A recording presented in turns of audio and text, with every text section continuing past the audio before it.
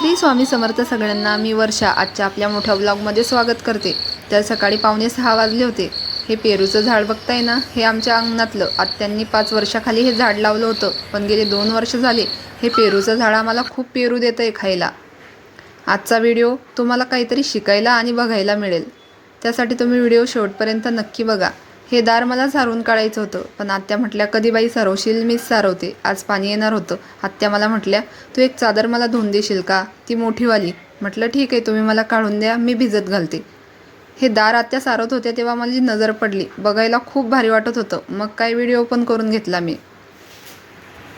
मला पण हे सारवण बघायला छान वाटतंय का, मला कमेंटमध्ये नक्की सांगा।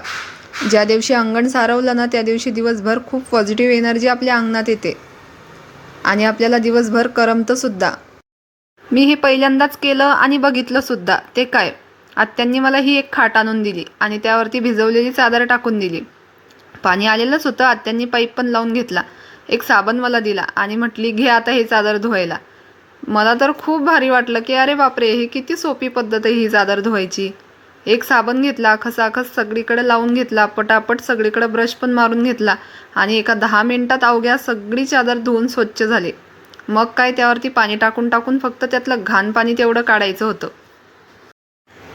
तर या खाटीवर ही चादर धुताना मला इतकी मजा येत होती ना, तर कायच सांगू। मला तर असं झालं की बापरे, ही किती सोपी पद्धत आहे ही चादर धुवायची, सगळ्यांना सांगायला पाहिजे। मग चादर धुवून झाल्यावर मी मावशीला, ताईला, आईला सगळ्यांना फोन लावून सांगितलं की खाटीवर ही चादर खूप छान धुतली जाते। तुम्ही पण तुमच्या घरी चादर असेल तर ह्या अशा प्रकारे खाटीवर धुवून बघा आणि बघा किती छान आणि स्वच्छ निघते। त्यांनी घरातलं पाणी भरून बाहेर पाईप आणलाच होता। मग म्हटल्या चला आपण ही चादर चांगली पिळून घेऊ। पाणी टाकून टाकून तिला चांगली पिळून घेतली आणि इतकी स्वच्छ निघाली ना, तुम्हाला काय सांगू, जसं काही दुकानातून नवीनच आणली। आता तुम्ही म्हणा हे इतकं पाणी कसं वाया घालवतेस, तर नाही, समोर ती झाडं दिसत आहेत ना, त्या झाडांना हे पाणी जातं, आता धुवायला सोपी जाते म्हणून किती धुवून किती नाही असं माझं चालू होतं। मग आता म्हटल्या बस का, बस झालं का आता। मी म्हटलं हां आता झालीच आहे चकाचक। मग एकदा शेवटचं पाणी टाकून आम्ही तिला एकदम स्वच्छ करून घेतली आणि बघा या ठिकाणी अगदी तिचा पांढरा रंग कापसासारखा पांढरा दिसतोय। तुम्ही पण तुमच्या घरी मोठी चादर जर असेल तर दगडावर न धुता अशा प्रकारे खाटीवर धुवून बघा आणि बघा किती पटकन ती धुवायला सोपी जाते।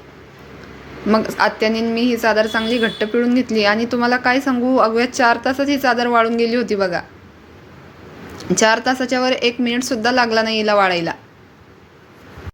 आणि ही चादर पिळताना मी आत्यांना म्हटलं आता दिवाळीला आली की मी माझी पुण्याची चादर सुद्धा घेऊन येईन इथं धुवायला, इतकी मला ही चादर धुताना मजा वाटली। तुम्हाला ही पद्धत आणि हा व्हिडिओ आवडला असेल तर आपल्या व्हिडिओला लाईक, शेअर, सबस्क्राईब नक्की करा। भेटूया पुढच्या व्हिडिओमध्ये।